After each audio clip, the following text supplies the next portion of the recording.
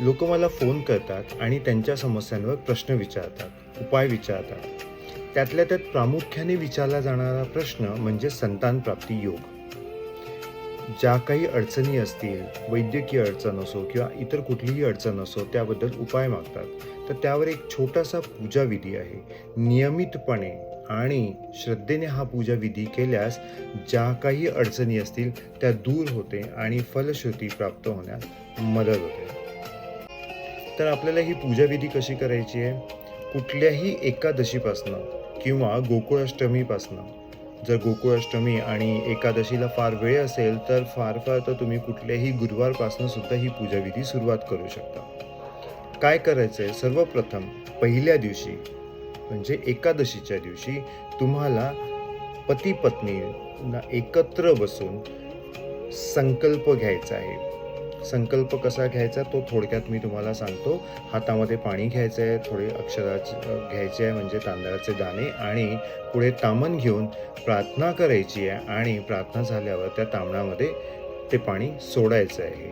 पूर्ण पूजा झाल्यानंतर त्या ताम्हणातलं पाणी आणि अक्षता कुठल्या तरी झाडाच्या कुंडीमध्ये आपल्याला विसर्जित करायचं आहे, जेणेकरून त्यावर पाय पडू नये.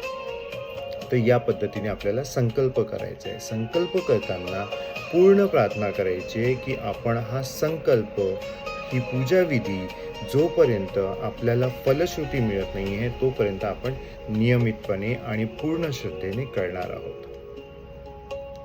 हा झाला पहिला भाग, जो आपल्याला फक्त पहिल्या दिवशी करायचा आहे. त्यानंतर पुढील विधी जी आपल्याला रोज करायची आहे. पुढील विधी काय आहे? तर मी एक तुम्हाला मंत्र देणार आहे, ज्याचा अर्थ सुद्धा मी तुम्हाला समजावून सांगणार आहे. त्या मंत्राचे 108 वेळा उच्चारण करायचं आहे आणि उच्चारण करता करता बाळकृष्णाचा अभिषेक करायचा आहे.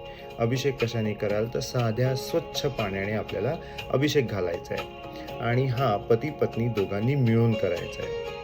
अगदीच दोघांना जमत नसेल तर एकतर पत्नीने करावा किंवा पतीने करावं, परंतु पहिल्या दिवशी मात्र दोघांनी मिळून ही पूजा एकत्र करावी. एक आणखी लक्षात ठेवा, आपण हा अभिषेक सकाळी किंवा संध्याकाळी कधीही करू शकता, पण एक वेळ ठरवून घ्या. कधी सकाळी कधी संध्याकाळी असे नको. सकाळी तर सकाळी, संध्याकाळी तर संध्याकाळी. आलं लक्षात? हा झाला भाग 2. त्यानंतर अभिषेक झाल्यावर तुम्हाला रोज एकदा श्री गोविंद दामोदर स्तोत्र वाचायचे आहे. ते वाचून झाल्यावर ज्या पाण्याने आपण अभिषेक केला होता त्याचे तीर्थामध्ये रूपांतर झालेले आहे. ते तीर्थ तुम्ही दोघांनीही पती पत्नीने अर्ध मिळून घ्यायचे आहे. हे आपल्याला रोज करायचं आहे, त्यामध्ये खंड पडू देता कामा नये. तुम्ही बाहेरगावी गेला असाल तर तुम्ही तिथे सुद्धा हे करू शकता. कुठल्याही कारणाने खंड पडू देऊ नका. जर खंड चुकूनही पडला तर तुम्हाला परत पहिलेपासून सुरुवात करायची आहे, हे तुम्ही लक्षात असू द्या. त्यामुळे खंड पडू देऊ नका.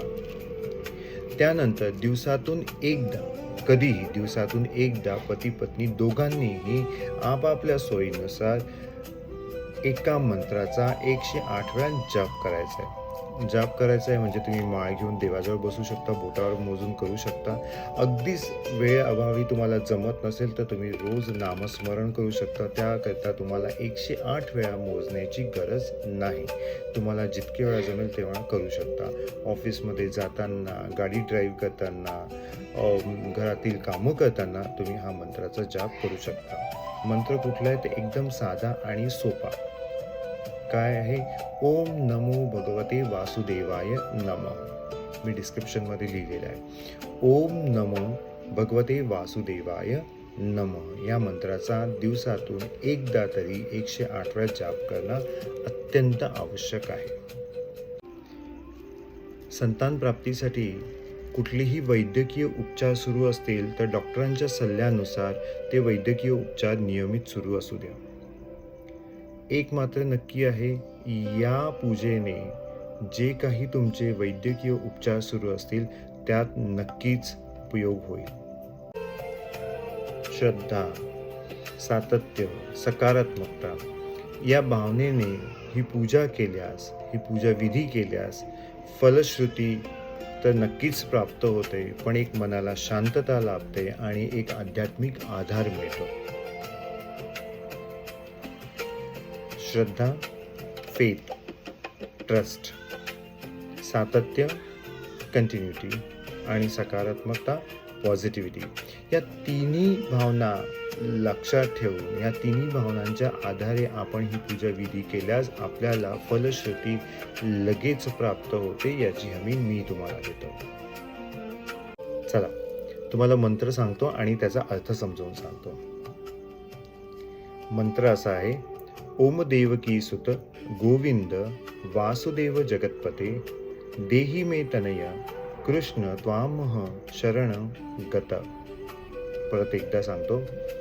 ओम देवकी सुत गोविंद वासुदेव जगतपते देही मे तनय कृष्ण त्वामह शरणं गतः. म्हणजे अर्थात, हे देवकी पुत्रा, हे गोविंदा, हे वासुदेवा, हे जगतपिता, हे श्रीकृष्ण, मला संतती, पुत्र किंवा पुत्री प्राप्त होऊ दे.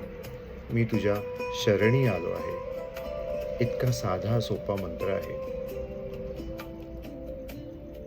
ही पूजा विधी नक्की करा. किंवा तुम्हाला अधिक माहिती हवी असेल, अधिक खुलासा हवा असेल तर आम्हाला कमेंट करा, आम्हाला DM करा. आम्ही तुमच्यापर्यंत नक्की पोहोचू आणि तुम्हाला नक्की मदत करू. त्यातल्या त्यात पुत्रदा एकादशी येते. पुत्रदा एकादशी ही पूजा विधी सुरू करण्याकरता एक अतिशय उत्तम मुहूर्तांपैकी एक आहे. म्हणून येत्या पुत्रदा एकादशीपासून हा उपाय, हा पूजा विधी करायला सुरुवात करा. श्री स्वामी समर्थ. गजानन महाराज की जय.